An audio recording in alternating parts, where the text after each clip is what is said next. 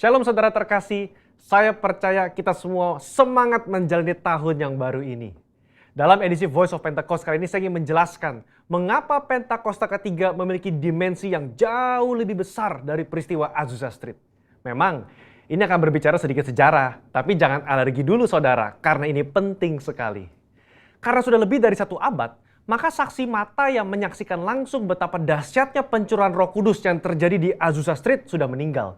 Dan kita hanya dapat mengetahuinya dalam catatan-catatan peristiwa serta bukti sejarah pada waktu itu.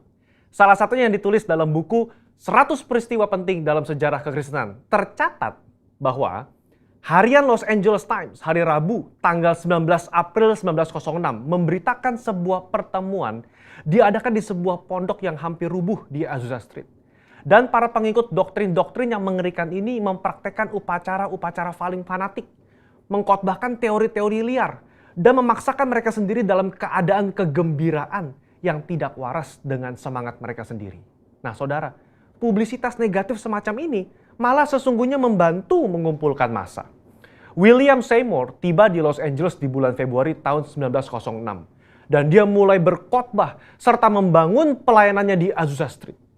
Penantian akan pencurahan Roh Kudus terjawab. Dan pada bulan April, dalam sebuah ibadah, Roh Kudus tercurah dan orang mulai berkata-kata dengan bahasa yang baru.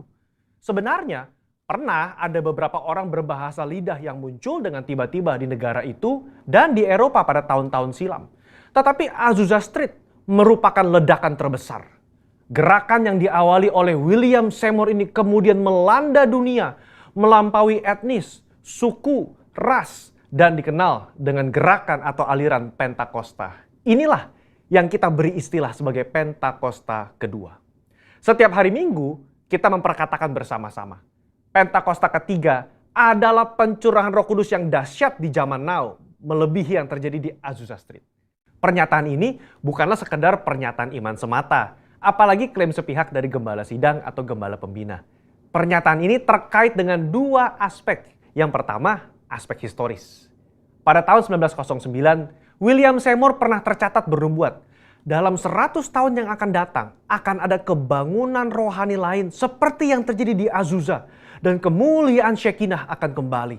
Dan kegerakan Allah tersebut akan lebih besar dan lebih luas dari yang terjadi di Azusa.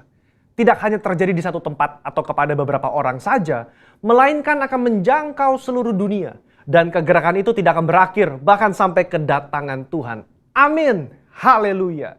Dengan menyampaikan secara gamblang dan terbuka nubuatan yang beliau terima, menjadi bukti bahwa pernyataan Pentakosta ketiga lebih dahsyat dari yang terjadi di Azusa Street. Bukanlah klaim sepihak dari pihak kita, melainkan sudah menjadi janji, rencana, dan kehendak Tuhan. Dalam nubuatan tersebut dinyatakan 3 hal yang membuat Pentakosta ketiga lebih dahsyat dari kegerakan Azusa Street, yaitu dari sisi kuantitas, tidak hanya terjadi di satu tempat atau kepada beberapa orang saja, melainkan di banyak tempat dan kepada banyak orang. Sisi jangkauan, bukan hanya kepada satu kota atau satu negara saja, tetapi ke berbagai negara di berbagai benua di bumi ini. Yang ketiga, sisi rentang waktu. Fokusnya bukan hanya terjadi 1 tahun atau 3 tahun, melainkan tidak berhenti sampai Tuhan Yesus datang kembali. Aspek yang kedua, yaitu aspek teologis atau biblikal. Alkitab kita menyebutkan istilah hujan awal atau yoreh terkait musim menanam dan hujan akhir, malkos, yang terkait dengan musim menuai, sebagaimana yang kita temukan dalam ayat-ayat berikut ini. Berdasarkan prinsip hujan awal dan hujan akhir, dapat kita pahami bahwa hujan awal pencurahan Roh Kudus mengawali kelahiran gereja. Dan hujan akhir pencurahan Roh Kudus mengawali penuaian jiwa terbesar dan terakhir sebelum kedatangan Tuhan Yesus yang kedua kali. Hujan akhir pencurahan Roh Kudus jauh lebih dahsyat daripada hujan awal. Karena penuaian jiwa-jiwa yang terjadi jauh lebih besar. Bradley Truman Knoll dalam bukunya berkata, konsep hujan akhir memberikan struktur kepada kisah kegerakan Pentakosta kita bahwa akan datang pencurahan Roh Kudus yang dahsyat sebelum kedatangan Tuhan Yesus kali yang kedua. Kita sekarang berada di era di mana hujan akhir itu sedang dicurahkan. Tujuan dari hujan akhir ini memiliki 2 sisi, yakni Pemberitaan Injil Kerajaan kepada seluruh dunia, di mana kita menjadi saksi dan mempersiapkan berkas tuaian untuk siap dituai. Haleluya. Jika kita memperhatikan aspek historis dan aspek teologis di atas, kita memiliki dasar untuk mengatakan bahwa gerakan Pentakosta ketiga terjadi dalam dimensi yang jauh lebih besar dari Azusa Street. Ini merupakan sebuah hak istimewa bagi kita semua yang hidup di generasi ini. Jadi, jangan sampai ketinggalan. Jadilah utusan Pentakosta ketiga, the messenger of the third Pentecost, dimanapun saudara berada. Untuk penjelasan lebih lengkapnya dari tim teologi kami, jangan lupa buka link yang ada di atas atau scan QR Code yang tersedia. Tuhan Yesus memberkati.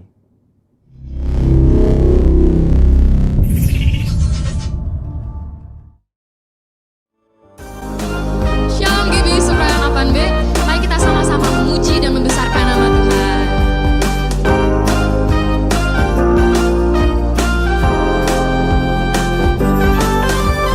Roh Kudus tercurah di tempat ini, urapannya yang ajaib.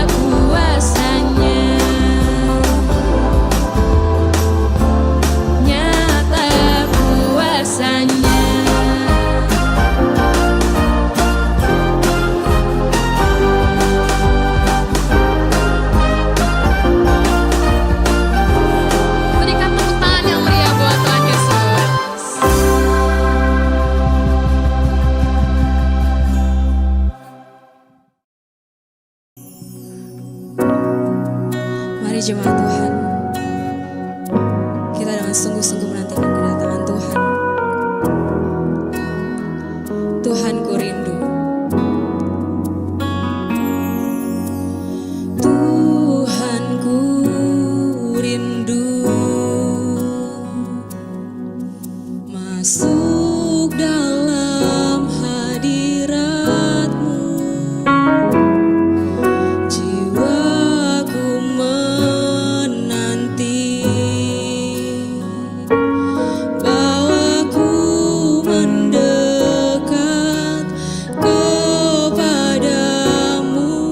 dalam kemuliaan yang kudus. Ku nanti Engkau, Allah kuasa, dalam kemuliaan yang kudus. Ku sembah Engkau, Allah kuasa, dalam kemuliaan yang kudus.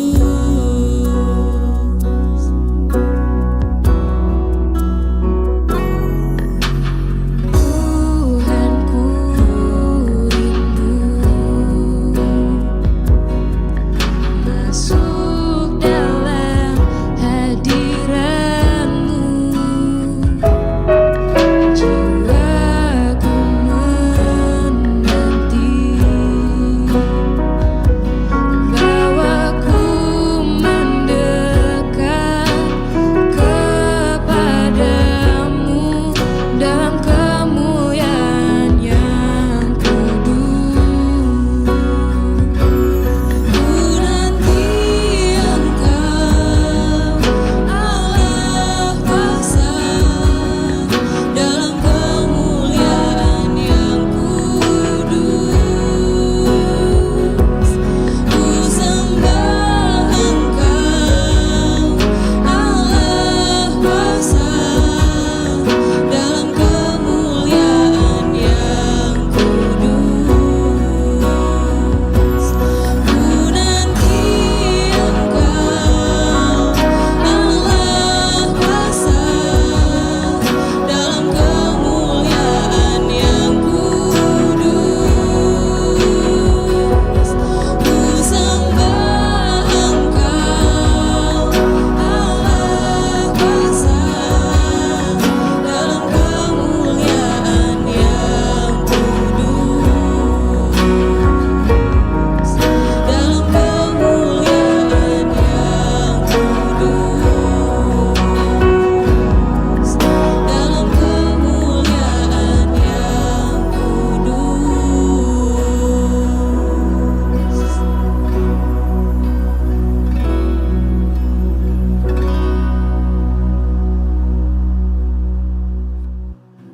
Hari ini saya akan menyampaikan firman dengan judul komunikasi di era digital. Saya percaya apapun keadaan yang terjadi, Tuhan tetap menyertai kita. Dan kalau kita haus akan firman, Tuhan akan memberikan kemenangan. Kita akan baca Efesus pasal 4 ayat 25 yang kita akan sambung dengan ayat 29 sampai 32 yang berkata demikian. Karena itu buanglah dusta dan berkatalah benar seorang kepada yang lain, karena kita adalah sesama anggota. Janganlah ada perkataan kotor keluar dari mulutmu, tetapi pakailah perkataan yang baik untuk membangun di mana perlu, supaya mereka yang mendengarnya beroleh kasih karunia. Dan janganlah kamu mendukakan Roh Kudus Allah yang telah memateraikan kamu menjelang hari penyelamatan. Segala kepahitan, kegeraman, kemarahan, pertikaian dan fitnah hendaklah dibuang dari antara kamu. Demikian pula segala kejahatan. Tetapi hendaklah kamu ramah seorang terhadap yang lain, penuh kasih mesra dan saling mengampuni, sebagaimana Allah di dalam Kristus telah mengampuni kamu. Saudara sekalian, pada hari ini ada 3 kebenaran yang ingin saya bagikan untuk saudara semuanya. Yang pertama, kita perlu melihat pentingnya membangun komunikasi. Kalau kita ingin berhasil di dalam kehidupan, kalau kita ingin berbahagia di dalam keluarga, komunikasi adalah hal yang sangat penting untuk kita bangun. Apa itu komunikasi? Komunikasi berasal dari kata Latin communis, artinya sama atau membuat sama. Berarti sebuah komunikasi yang baik akan terjadi bila ada kesamaan paham antara penyampai dan penerima pesan. Yang dimaksudkan penyampai pesan A, yang diterima oleh penerima pesan itu bukan B atau C, tapi A. Saudara, sebab kalau tidak ada persamaan paham, akan muncul masalah. Ada seorang ibu rumah tangga di Jakarta, setelah selesai makan pagi dengan keluarganya, dia bilang sama pegawainya, buat makan nanti siang, kamu beliin warung Tegal aja ya, sebab aku gak akan masak. Siap bu, katanya. Nah setelah beberapa jam, saudara sekalian disuruh, kok gak pulang-pulang ini pegawai. Lalu dia telepon, hei Otong, kamu ada di mana? Sudah beli makanan di warung Tegal belum? Dia bilang, aduh bu jauh, ini baru sampai Cirebon, katanya. Mungkin sejam lagi baru sampai Tegal. Waduh, ternyata saudara dia benar-benar pergi ke kota Tegal. Padahal maksudnya beli makanan di warung Tegal dekat rumah saja. Nah ini berarti apa yang disampaikan oleh si ibu tidak ditangkap oleh pegawainya. Menurut kamus, komunikasi adalah pengiriman dan penerimaan pesan atau berita antara dua orang atau lebih, sehingga pesan yang dimaksud dapat dipahami. Jadi penting sekali ketika kita menyampaikan sesuatu, kita memastikan pesan kita bukan hanya keluar dari mulut kita, tetapi bisa ditangkap dengan baik dan dipahami oleh pihak yang lain. Karena itu akan menciptakan kesatuan hati dan keharmonisan. Nah, jika komunikasi sangat penting, kepada siapa saja kita harus membangun komunikasi tersebut. Yang pertama, kita harus membangun komunikasi dengan Tuhan. Sebab hukum yang terutama, kata Yesus, adalah kasihilah Tuhan Allahmu dengan segenap hatimu. Itu berarti pertama-tama kita harus jalin relasi yang baik dengan Tuhan, sumber segala berkat, pencipta segala-galanya. Kalau relasi kita bagus dengan Tuhan, maka pergumulan atau apapun yang kita alami, Tuhan pasti akan berikan kemenangan kepada kita. Nah, untuk menjalin keintiman dengan Tuhan, ada dua hal yang sangat dibutuhkan. Pertama, kita bisa menjalin relasi lewat Alkitab. Karena melalui Alkitab, Tuhan bisa berbicara kepada kita. Dia menyampaikan isi hatinya. Kita jadi tahu apa yang merupakan kehendaknya.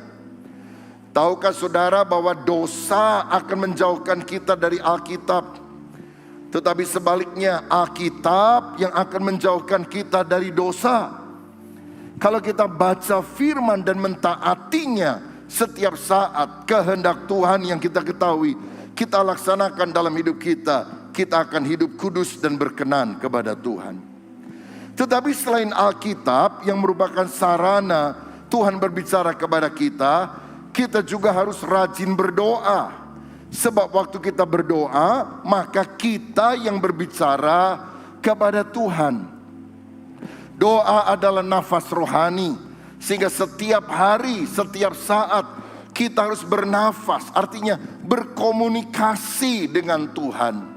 Sebab doa bukan hanya kegiatan menutup mata dan kemudian melipat tangan, tetapi doa adalah satu keterhubungan dengan Tuhan. Yang kedua, selain membangun hubungan dengan Tuhan lewat doa dan Alkitab, kita juga harus membangun hubungan dengan sesama. Karena hukum yang kedua dalam Matius 22 ayat 39 adalah kasihilah sesamamu manusia sama seperti yang kau mengasihi dirimu sendiri. Sesama yang dimaksud adalah lingkungan, teman-teman kita, dan terutama adalah keluarga kita tentunya.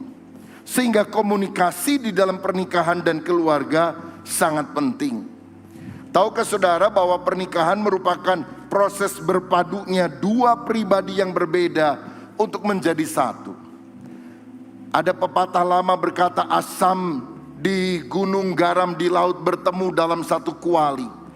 Tapi walaupun ketemu dalam satu belanga atau kuali, masing-masing kan tempatnya berbeda. Ada perbedaan pola asuh.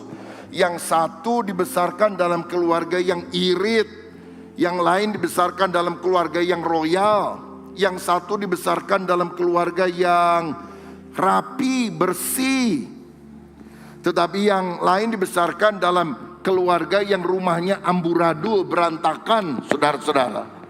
Jadi kita melihat ada perbedaan di sini yang harus dikomunikasikan melalui komunikasi yang baik.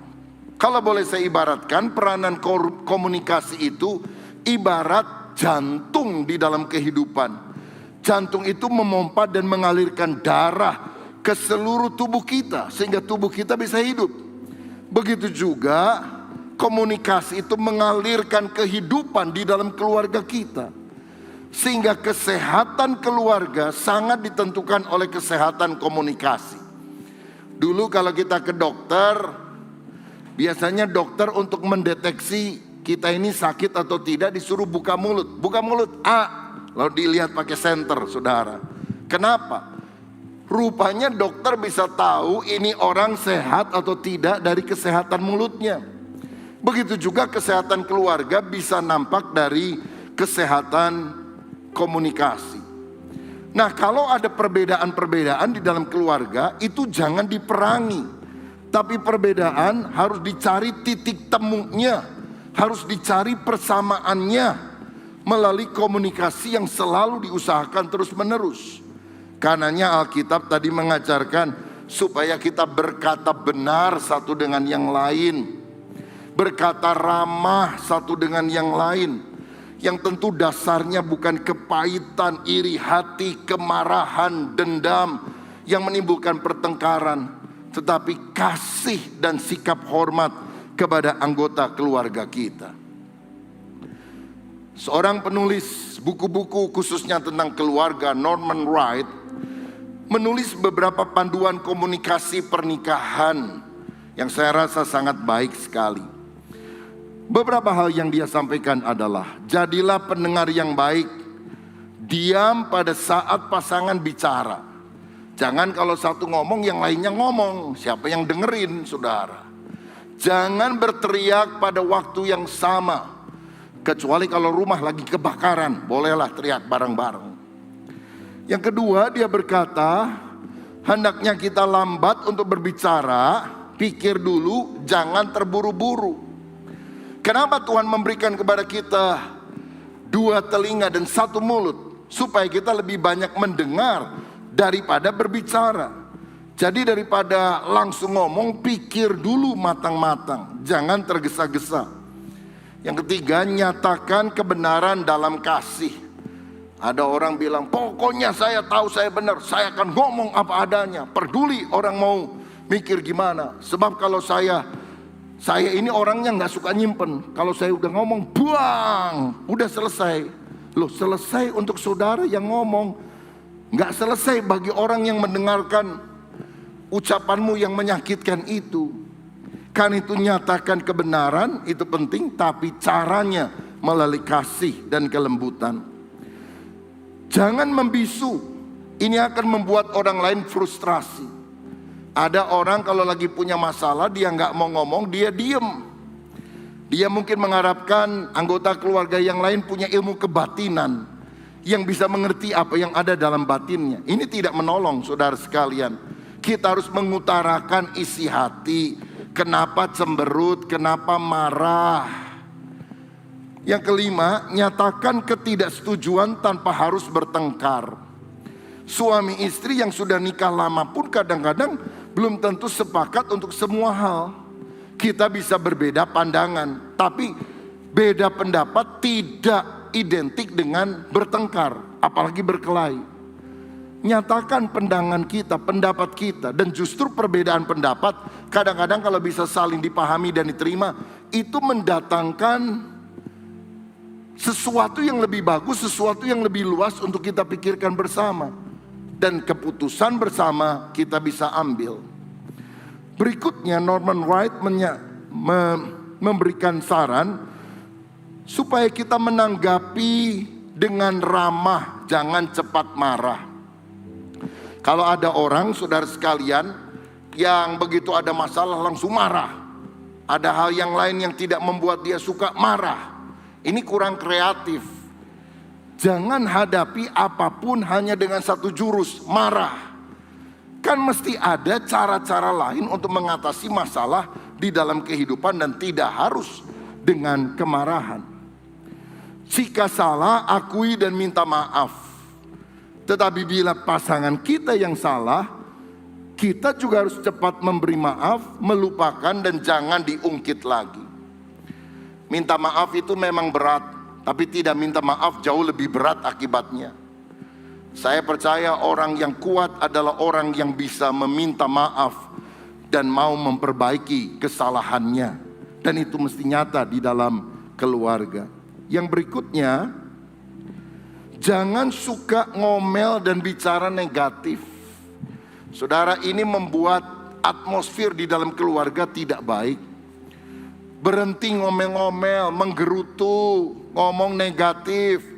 Mari kita mengucapkan kata-kata yang membangkitkan iman, kasih, kekuatan, kata-kata penghargaan, kata-kata pujian, kata-kata yang positif dan optimis. Karena apapun tantangan yang kita hadapi, ada Tuhan yang menyertai kita dan akan memberikan kemenangan. Amin. Berikutnya, pahami pendapat pasangan, izinkan perbedaan pendapat itu terjadi. Jadi walaupun kita sudah nikah, walaupun kita dalam satu keluarga, beda pendapat itu biasa. Bukan untuk dipertentangkan, tapi justru untuk memperkaya. Dan jangan suka menyalahkan atau mengkritik pasangan Anda.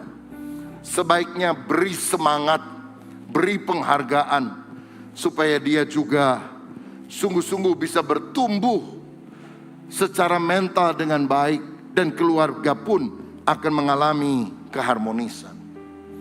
Jadi yang pertama, kita harus memahami betapa pentingnya komunikasi dan mulai mengembangkan cara berkomunikasi yang baik dalam keluarga. Yang kedua, kita harus memahami tantangan komunikasi di era digital ini. Sebab masa hidup kita sekarang di era digital sangat berbeda dengan situasi misalnya 20 atau 30 tahun yang lampau. Kini informasi cepat sekali bisa didapat dan disebarkan dengan teknologi digital berbasis komputerisasi yang selalu terhubung dengan internet, saudara. Perubahan perilaku ini terjadi misalnya, kalau dulu anak-anak nggak tahu tentang satu pertanyaan atau pelajaran, dia tanya orang tuanya. Tapi sekarang anak-anak tinggal klik, tanya sama Mbah Google. Kalau zaman dulu anak dimarahi orang tua, dia masuk kamar, sedih, mengunci pintu. Tapi kalau sekarang anak dimarahi orang tua, dia merubah status di Instagramnya misalnya. Jadi hitam atau merah gitu ya. Atau ada gambar anjing budok lagi marah, begitu. Yang berikutnya adalah, kalau suami istri bertengkar pada zaman dulu, keduanya akan diam-diaman. Tapi sekarang walaupun kelihatan diem-dieman, istri masuk kamar, sharing di sosial media. Atau ngechat temennya, waduh suami gua marah-marah lagi nih, dulu cerita panjang lebar, saudara. Pada zaman dulu kalau remaja menulis kisah hidupnya, apa yang terjadi pada hari itu, dia catat di diary, saudara. Dan mungkin ada yang masih ingat kalau dulu masa remaja suka nulis di diary, diary-nya itu bukunya ya, ada yang pakai kunci gembok, saudara. Gak boleh diketahui sama orang lain, ini curhat. Sekarang kalau remaja ingin menuliskan kisah hidupnya, langsung dia share di blog pribadi, di sosial media, sampai seluruh dunia tahu. Betapa bedanya perilaku dalam kehidupan pada zaman dulu dan pada masa sekarang. Nah, kita harus paham tantangan komunikasi di era digital. Karena kemajuan informasi teknologi ini, mengandung dua sisi. Seperti pisau yang bisa punya sisi positif, tapi juga punya sisi yang negatif. Apa sisi positifnya? Dalam perkembangan teknologi komunikasi dan informasi di masa digital ini. Positifnya, kita bisa komunikasi dengan siapa saja di seluruh dunia. Saudara ingat nggak zaman dulu kalau kita mau telepon ke luar negeri, wah mesti ngubungin dulu Telkom, mesti dibuka jaringannya, pencet beberapa angka yang agak panjang, baru tersambung. Itu juga ngomongnya cepet-cepet karena per menit aja waduh berapa dolar saudara. Sekarang nggak usah. Karena apa? Kita bisa komunikasi dengan siapa saja di seluruh dunia. Lewat handphone, lewat cara-cara yang lain. Dulu kalau orang mau bikin lagu dan menyanyikan, dia harus menghubungi produser rekaman, label besar. Sekarang nggak usah. Nyanyi di kamar, asal suaranya bagus, diupload ke YouTube sama gambarnya, wah itu bisa tersebar ke seluruh dunia, bisa jadi viral. Dan kalau dia dimonetize, artinya dia mengambil keuntungan, mendapatkan uang lewat YouTube, wah dia bisa kaya. Perlu saya beritahu, ibadah online kita tidak dimonetize. Ya, jadi kita nggak ambil uang dari YouTube dan sebagainya. Karena saya rasa ibadah itu tujuannya adalah untuk kemuliaan Tuhan. Jadi kalau ada saudara yang ikut secara online, ada iklan masuk, itu dari kebijakan YouTube-nya. Jadi bukan dari gereja kita. Karena gereja kita tidak, siaran online-nya tidak dimonetize untuk mendapatkan uang. Saudara, positifnya yang lain adalah kita bisa belanja online mudah dari rumah. Ya, orang tidak perlu pergi ke toko, ke mall, tapi bisa belanja secara online. Tetapi ada banyak hal yang negatif juga. Misalnya, karena semuanya serba terhubung dengan internet, banyak orang-orang menjadi asosial. Anak-anak sangat sibuk main game online, orang tuanya juga sibuk dengan HP-nya atau dengan laptopnya. Sehingga komunikasi di dunia nyata secara langsung ini mulai terbatas. Orang tidak lagi suka ketemu face to face, tapi bukan face to face tapi Facebook, saudara sekalian, lewat sarana digital yang ada. Nah, supaya kita tidak terjebak ke dalam asosial ini, maka kita sebetulnya harus membatasi waktu. Misalnya kalau anak main game harus dibatasi. Berapa? Sejam? 2 jam? Ada waktu-waktu di mana seluruh keluarga harus duduk bersama dan tidak lagi mainkan HP-nya atau laptopnya dan mulai bicara satu dengan yang lain. Perlu dibuat kesepakatan, sebab kalau tidak kita akan tinggal bersama tapi tidak pernah menjadi sesama, karena kita nggak pernah ngobrol satu dengan yang lain. Selain bahaya asosial, ada bahaya asusila melalui kemajuan teknologi ini. Karena tontonan, tayangan pornografi itu sangat banyak tersebar, dan dosa itu hanya ada di ujung jari, tinggal diklik atau enggak, saudara. Dan disinilah perlu pendampingan anak-anak dan remaja-remaja supaya tidak terjatuh, tergoda oleh hal-hal semacam ini. Nah, untuk itulah kita perlu memperkuat iman kepada Kristus dan nilai-nilai moral di dalam keluarga. Sebab sekarang melalui internet orang bisa baca tentang ateisme, tentang komunisme, tentang agama-agama yang lain, tentang pertanyaan-pertanyaan yang menyerang kekristenan. Dan kalau kita tidak memperdalam iman dan memberikan jawaban secara apologetis kepada serangan-serangan pertanyaan itu, banyak iman akan digoyahkan. Karena itu saudara sekalian, penting sekali kita memahami Alkitab. Kalau ada seminar-seminar, seperti kalau di gereja kita ada super seminar untuk pertumbuhan rohani, membahas masalah-masalah teologi praktis dengan tanya jawab, yang sekarang juga saudara bisa lihat di YouTube dan sebagainya. Maka itu akan memperkuat iman kita. Secara moral, nilai-nilai juga kita miliki dalam kehidupan. Dan cara yang paling baik supaya keluarga kita bisa diperkuat dalam iman dan moral adalah lewat nasihat dan ajaran Tuhan melalui mesbah keluarga.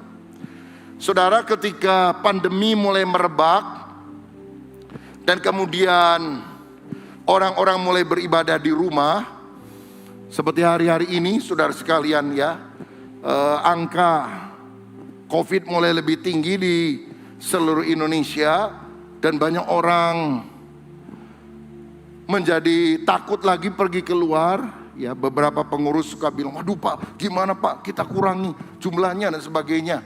Saya bilang ya boleh saja lah, tapi buat saya jemaat sekarang udah pinter, nggak usah dikasih tahu aja ngerti sendiri kok saudara sekalian. Ya toh, buktinya lebih sedikit yang hadir hari ini dibandingkan dengan yang biasa. Karena apa? Berita di luar itu sudah ada di mana-mana. Nah, tetapi bersyukur kalau saudara dan saya ada di tempat ini. Saya percaya komitmen kita di dalam ibadah dan tetap menjaga protokol kesehatan Tuhan lihat. Dan kalau Tuhan lihat ketulusan kita, berkat rohani Tuhan juga akan berikan kepada kita. Nah, tetapi kalau kita nggak bisa di gereja, kita bisa lakukan di dalam keluarga. Dan bapak-bapak mesti bangkit menjadi imam di dalam keluarga. Imam artinya dia yang membuat nilai-nilai rohani itu ada dalam keluarga. Kalau saudara kita umat muslim yang perempuan ya, dilamar atau didekati sama yang laki, yang perempuan harapannya apa? Semoga kamu bisa menjadi imamku. Wah, luar biasa. Orang Kristen rasanya nggak ada yang ngomong gitu waktu pacaran ya. Ada gadis-gadis yang ngomong gitu sama pacarnya, semoga kamu bisa menjadi imamku. Nggak ada. Mungkin ngomongnya, semoga kamu bisa menjadi ATM-ku. Gitu saudara. Nah ini celaka ini. Karena banyak pria tidak sadar fungsinya sebagai imam. Dia yang harus memulai doa keluarga. Dia yang harus menumpangkan tangan kepada anak-anak supaya mereka dilindungi, diberkati oleh Tuhan. Gimana kalau suami nggak bisa? Istri adalah penolong. Kalau suami kepala, istri adalah lehernya. Kalau kepala tunduk melulu, ditopang sama leher supaya menjadi kuat. Saudara, saya dorong, adakanlah mesbah keluarga.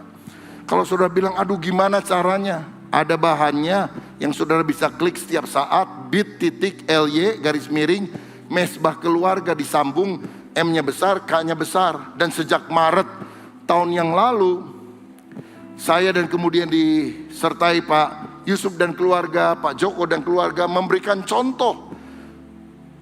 Dulu setiap hari saudara-saudara, Senin sampai Sabtu saya dan keluarga, mungkin 8 bulan kemudian gantian sama Pak Yusuf, Pak Joko. Sekarang Selasa dan Jumat jam 5 sampai jam 6 kita juga gantian. Untuk memberikan contoh, begini loh bikin mesbah keluarga. Nah saudara nggak harus nonton setiap hari, tapi yang paling penting saudara bikin mesbah keluarga. Kalau belum bisa secara teratur sesuai dengan liturginya, mulai dari yang sederhana.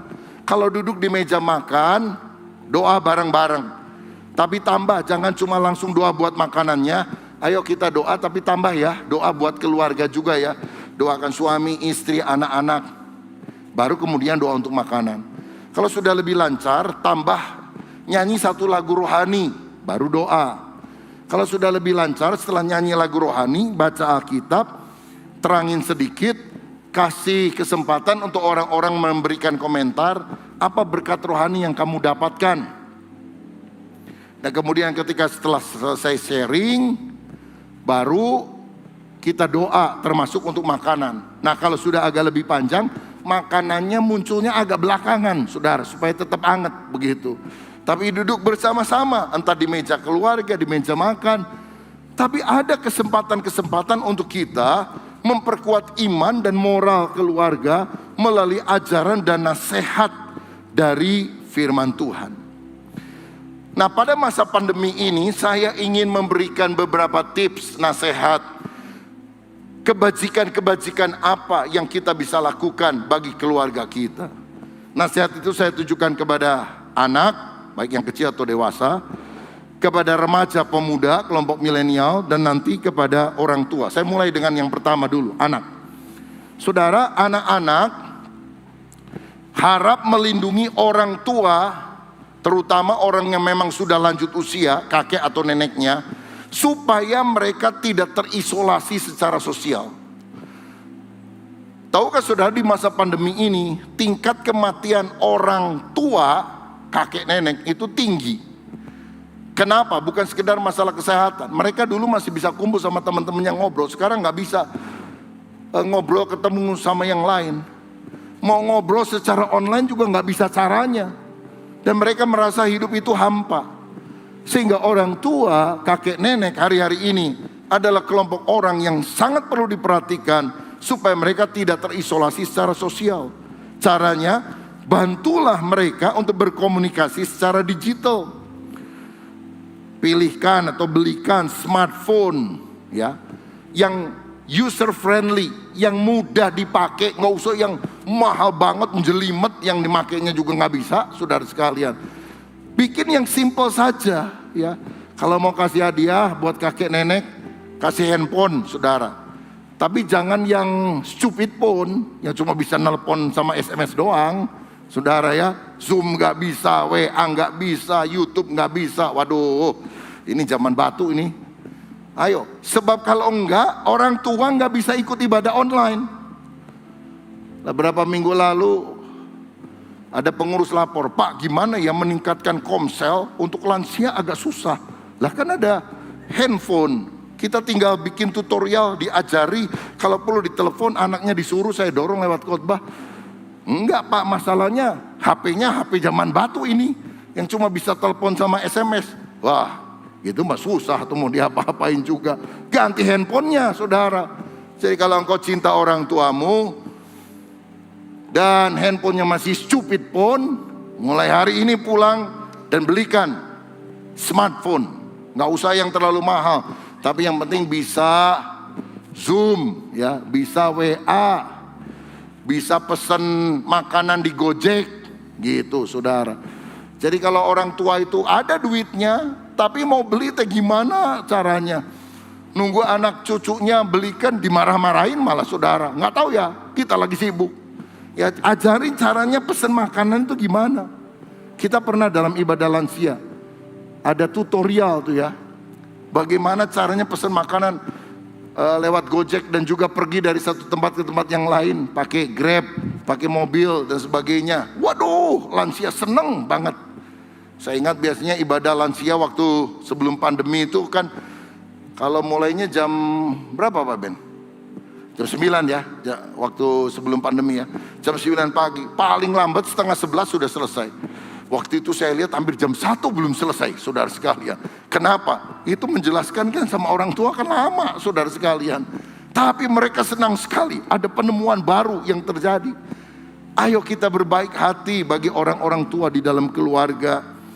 Download aplikasi yang cocok untuk mereka. WhatsApp misalnya, Zoom, dan satu lagi buat orang tua, Alkitab Bersuara. Sekarang ini ada aplikasi dari Kejadian sampai Wahyu, tinggal diklik, terdengar pembacaan Alkitab, saudara. Terutama bagi orang yang sudah matanya nggak bisa lihat. Waduh, ini bagus sekali. Downloadkan untuk mereka. Itu kebaikan hati. Jangan baik hati sama orang luar saja, tapi baik hati kepada keluarga kita. Bantu mereka caranya membayar internet gimana. Atau saudara yang bayarin internetnya, udah kasih smartphone dan sebagainya, nggak ada internetnya, nggak ada pulsanya, ya sami mawon dong. Bayarin internetnya, ingatkan penipuan lewat sosial media, karena orang tua kadang-kadang sekarang mudah sekali ditipu oleh orang-orang yang tidak jujur, tidak benar lewat sosial media. Bagi remaja, pemuda, kelompok milenial, ini kebajikan yang kita bisa lakukan. Pemuda remaja seringkali pada masa kini tidak mau diganggu oleh keluarganya, nggak mau diajak ngomong dan sebagainya, rasanya punya dunia sendiri gitu. Karena mereka selalu connected, terhubung terus secara digital dengan pekerjaannya, dengan teman-temannya. Jadi bagaimana supaya kita nggak bermasalah soal ini? Tentukan waktu untuk keluarga, untuk bicara dan kegiatan bersama. Jadi remaja pemuda, saudara juga nggak boleh istilahnya 24 jam selalu connected secara digital. Engkau harus bilang, Papa, mama, kakek, nenek kalau minta tolong saya dan sebagainya, oke, saya akan selalu siapkan waktu setiap sore gitu. Jadi kalau mau ngomong atau apa, karena kalau yang lainnya kan saya kerja nih, saya mesti hubungin banyak orang. Nanti saya diajak ngomong lagi sibuk, aduh saya ngomongnya nggak enak kan, menyinggung. Jadi sore sampai jam sekian saya bisa bantu. Itu akan menjadi sesuatu kebajikan yang bisa dinikmati seluruh keluarga. Kemudian next, anak, remaja, pemuda dan juga orang tua. Orang tua pasanglah filter yang aman untuk tayangan internet bagi anak-anakmu, khususnya anak yang kecil, remaja dan sebagainya, supaya mereka terhindar dari hal-hal yang buruk lewat tayangan yang ada. Dan anak-anak pada masa kini sebetulnya, apalagi di masa semuanya dari rumah, mereka itu senang foto-foto bersama dan buat konten-konten bersama. Nah orang tua ya ikut-ikutlah, kadang-kadang suka diajak ini itu foto, oh mung, nggak mau. Ya, ayo kebersamaan keluarga memang zamannya begini, ya seperti itu. Kadang-kadang ada anak-anak ajak dansa di TikTok, wah begitu saudara sekalian ya. Ya udah ikut-ikutan aja saudara. Wah mereka senang kalau di-upload begitu. Babe gue ikut atau apa begitu saudara. Ya memang zamannya demikian. Atau buat konten bersama. Saudara mungkin punya anjing lucu, di video, di-upload. Tapi orang tua juga bisa mengajak anak-anak ikut di dalam kegiatan non-digital. Misalnya olahraga bersama, rekreasi bersama ketika bukan zona merah tentunya. Ngobrol santai pada jam yang telah dikhususkan, makan bersama, dan masing-masing tidak pegang handphone. Itu akan menjadi sesuatu yang sangat baik. Dan bagian terakhir yang ketiga, saya mau katakan, manfaatkanlah teknologi komunikasi di era digital ini. Itu yang kita harus lakukan. Kita harus tahu komunikasi itu penting. Kita menghadapi banyak tantangan di era komunikasi digital, ada positif dan negatifnya. Kita harus mengarah tentu pada hal yang positif. Ada beberapa tips yang saya sudah berikan untuk orang tua, untuk remaja, pemuda, dan juga untuk anak. Dan sekarang manfaatkanlah teknologi komunikasi di era digital ini. Saudara kuasai dan manfaatkan media. Berarti orang tua mesti belajar. Nggak usah jadi expert, ahli, tapi setidaknya ngerti. Albert Einstein pernah berkata, science without religion is lame, but religion without science is blind. Ilmu pengetahuan tanpa agama adalah lumpuh, tetapi agama tanpa ilmu pengetahuan adalah buta. Artinya jangan mempertentangkan antara iman dan ilmu, tapi kedua-duanya harus berbarengan, saling melengkapi. Sebab teknologi tidak bisa ditentang, saudara. Ini kemajuan yang akan terus bergulir. Ya beberapa orang hamba Tuhan sampai hari ini nggak pernah setuju kalau kita baca Alkitab, kita khotbah pakai tab misalnya. Buat saya tidak masalah, karena itu adalah kemajuan teknologi. Mereka bilang kalau nggak khotbah pakai Alkitab gini, tidak rohani. Saya jawab yang lebih rohani kalau pakai perkamen papirus tuh zaman dulu. Karena zaman dulu nggak ada juga Alkitab buku seperti ini. Saya percaya bahwa dunia ini akan makin maju. Yang penting kita bisa menguasai. Saya kalau devosi pribadi lebih suka pakai Alkitab cetak. Karena nggak ada gangguan. Kalau pakai HP itu suka ada gangguan. WA masuk atau apa yang lain. Dan karena mata sudah mulai tidak jelas, saya sudah umumkan saudara, Lembaga Alkitab Indonesia sudah mencetak Alkitab versi huruf besar. Jadi enak itu saudara, kelihatan lagi. Wah itu satu sukacita bagi orang-orang yang matanya agak kabur. Ya, jadi di toko buku selalu disiapkan kalau ada orang-orang tua yang mau beli begitu saudara. Atau saudara bisa beli langsung di Lembaga Alkitab Indonesia, tidak jadi masalah. Nah, jadi yang paling penting adalah kita harus tahu ilmu dan iman itu harus saling melengkapi, bukan saling menentang. Saudara ingat gak? Dulu tukang ojek, mungkin yang di depan rumah saudara, wah pernah protes, demonstrasi, menentang ojek online.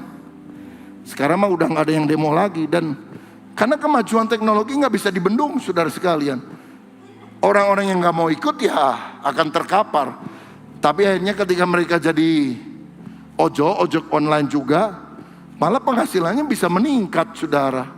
Karena orang pakai aplikasi bisa pesan lebih cepat, nggak harus bepergian. Mereka bisa pesan makanan ini itu, dan penghasilannya kan menjadi lebih tinggi begitu.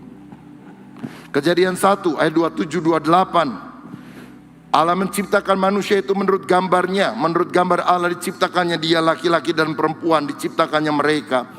Allah memberkati mereka, lalu Allah berfirman kepada mereka, beranak cuculah, bertambah banyak, penuhilah bumi, taklukkanlah itu, berkuasalah atas ikan-ikan di laut dan burung-burung di udara, dan atas segala binatang yang merayap di bumi. Tuhan memberikan mandat kepada manusia untuk taklukkan dan berkuasa atas bumi ini. Jadi walaupun ada masalah, kita yang diberi mandat dan kemampuan oleh Tuhan untuk menaklukkan semua masalah itu. Misalnya, di masa pandemi ini, di mana orang takut keluar karena tertular, ibadah selain dilakukan onsite seperti sekarang ini, kita lakukan secara online. Jadi masalah ada, tapi kita bisa mengatasi masalah. Walaupun mungkin tidak sempurna, tapi tidak ada rotan, akar pun jadi. Istri saya bilang gini, gimana nih ya? Ini kan lagi naik, apa ditutup aja kebaktian? Ya di Hyper, saya bilang di Hyper oke. Karena di Hyper itu agak pusat kota, jadi jalan-jalan disekat. Orang mau ke sana lewat mana? Tapi kalau di sini masih bisa. Kalau nggak ada jemaat yang datang gimana? Nggak apa-apa, saya akan tetap rekaman kok.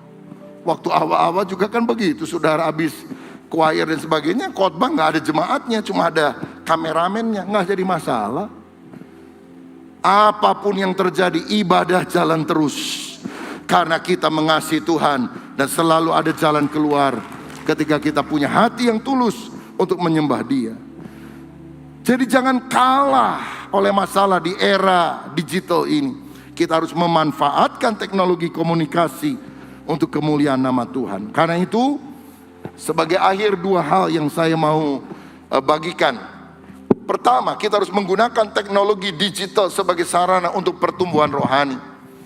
Orang tua, ajarkanlah sikap takut akan Tuhan kepada anak-anakmu, kepada keluargamu. Ajarkan berulang-ulang. Pada waktu engkau bangun, pada waktu engkau berdiri, pada waktu engkau berjalan, ada di rumah, di perjalanan, dimanapun. Ngomong terus tentang Injil, tentang Yesus, tentang Tuhan. Sharing pengalaman-pengalaman rohani saudara bersama dengan Tuhan. Ketika engkau lagi ngalami masalah, lalu kemudian ada jalan keluar. Dan saudara bisa katakan, ini Tuhan yang tolong papa mama, bukan kehebatan papa mama. Ikuti acara online yang menumbuhkan iman. Saudara yang tidak hadir secara onsite, ikuti ibadah secara online. Ya, dan coba usahakan cari tempat dan waktu di mana tidak terlalu banyak gangguan, halangan gitu, saudara. Ya lagi ibadah, ini anak nangis, si pembantu datang, makanan tersedia, waduh, itu mengganggu konsentrasi, saudara. Ikuti komsel-komsel online, pemuridan SMK, saya murid Kristus secara online. Mesbah keluarga secara online, doa secara online. Saya perlu beritahu bahwa gereja kita sekarang sudah punya member online, saudara. Jadi kita mengeluarkan kartu anggota jemaat secara online. Ada kriteria yang cukup ketat. Salah satunya, dia bukan hanya ikut ibadah minggu, dia harus ikut komsel dan SMK online. Sebab kalau dia nggak ikut itu, kalau lewat YouTube secara online kan kita tidak terhubung, tidak kenal satu dengan yang lain. Tapi lewat SMK dan terutama juga lewat komsel, kita bisa saling menyapa satu dengan yang lain. Jadi bisa orang-orang dari luar kota, luar pulau, ada yang menjadi anggota member online di gereja kita sekarang. Ya, beberapa waktu yang lalu, pada tahun lalu itu kita mempertimbangkan gimana. Tapi saya pikir zaman memang sudah berubah. Kita harus menaklukkan keadaan, bukan ditaklukkan oleh keadaan. Karena mereka bilang, Pak, sejak pandemi ini kami nggak pernah kebaktian di gereja karena gereja kami masih tutup. Tiap minggu saya dengar khotbah Pak Rubin Adi. Jadi saya mau jadi jemaat member online, bisa atau enggak? Kita pertama bingung juga ya. Tapi akhirnya oke. Tapi syaratnya bukan cuma hari Minggu. Anda ikut SMK online, Anda ikut Komsel online, dan pertumbuhan rohani yang lain kita akan bina secara online. Kalau satu waktu mereka datang ke Bandung, ketemu secara onsite, haleluya, puji Tuhan. Tapi pembinaan rohani selama setahun atau 1,5 tahun ini selalu dilakukan secara online. Sehingga mereka tetap beriman di tengah kesulitan. Kita bisa lakukan hal itu, saudara sekalian. Dan yang terakhir, yang kedua, gunakan teknologi digital sebagai sarana untuk penginjilan. Bagi firman, jangan bagi hoax. Tuhan memberikan amanat agung, pergilah jadikan semua bangsa muridku. Kalau nggak bisa pergi secara fisik, maka message kita, pesan-pesan kita bisa pergi melalui WA, melalui Instagram, melalui YouTube. Tabur benih firman Tuhan, karena firman yang keluar dari mulut Allah tidak akan pernah kembali dengan sia-sia. Saudara-saudara, saya bersyukur walaupun mungkin pada masa pandemi ini orang yang datang onsite di gereja itu lebih sedikit dibandingkan sebelumnya. Tapi orang yang ikut ibadah online kita, kalau saudara perhatikan di YouTube, itu bisa puluhan ribu loh saudara sekalian. Saya khotbah misalnya 2 minggu yang lalu di sini ya, karena minggu lalu saya khotbah di Hyper Square. 2 minggu lalu, saudara bisa cek di YouTube, sudah lebih dari 30 ribu atau hampir 35 ribu orang yang mendengarkan khotbah itu. Kalau kita mesti kumpulkan 35 ribu orang, gedung mana di kota ini yang bisa memuat? Ini adalah kemajuan teknologi. Seorang mahasiswa STT Karisma yang sudah selesai, kemudian membuat renungan harian. Dia tidak pernah tampilkan wajahnya, dia cuma kasih gambar ini itu dan sebagainya. Subscribernya sekarang, followernya itu 400 ribu lebih loh saudara. Nah saya perhatikan setiap pagi kalau dia bikin renungan, yang dengar renungannya di atas 20 ribu orang. Saya bilang hebat juga nih kamu ya, ngalah-ngalahin saya nih. Tapi saya bersyukur saudara sekalian, karena sekarang untuk menyampaikan firman gak butuh mimbar gereja seperti di sini. Jangan pikir kapan ya saya disuruh khotbah ya di Mekarwangi. Saudara, tiap hari kita bisa khotbah di Instagram, di YouTube, dimanapun. Saudara bisa bersaksi, ceritakan pengalamanmu dengan Tuhan. Kalau saudara belum bisa untuk itu, WA temanmu, jangan share-share berita yang ternyata hoax lagi saudara. Tapi berita yang kebaikan, hal yang bagus, saudara share. Bukankah teknologi digital bisa menjadi sarana untuk pertumbuhan rohani, sarana untuk penginjilan? Dan apa yang diucapkan dari mulut Allah tidak akan pernah sia-sia. Orang bisa bertobat melalui pelayanan-pelayanan online. Itu sebabnya komunikasi di era digital adalah sesuatu yang menantang. Tapi buang yang negatif, ambil yang positif. Gunakan untuk kemuliaan Tuhan, maka kita akan mendapatkan manfaat yang sebesar-besarnya. Ini doa saya, keluarga saudara makin hari makin utuh, komunikasinya tidak pecah, tapi disatukan karena kita mengikuti ajaran Tuhan dan nasihat firman Tuhan. Tuhan Yesus memberkati kita. Mari saudara-saudara, kita akan mengakhiri ibadah pada minggu ini dan kita siapkan hati kita untuk menerima berkat. Terimalah dan bawalah berkat, kasih karunia, damai sejahtera, sukacita, serta kebenaran yang berlimpah-limpah dan perlindungannya. Di dalam nama Yesus, dalam persekutuan dengan Roh Kudus, demi kemuliaan Allah Bapa di surga yang senantiasa menyertai kita, bahkan sampai kedatangan Tuhan Yesus yang kedua kali, mengangkat kita ke awan-awan mulia, untuk masuk dalam perjamuan domba sebagai mempelai kudus. Mari kita yang percaya katakan, amin. Tuhan Yesus memberkati. Selamat minggu saudara, selamat hari minggu saudara.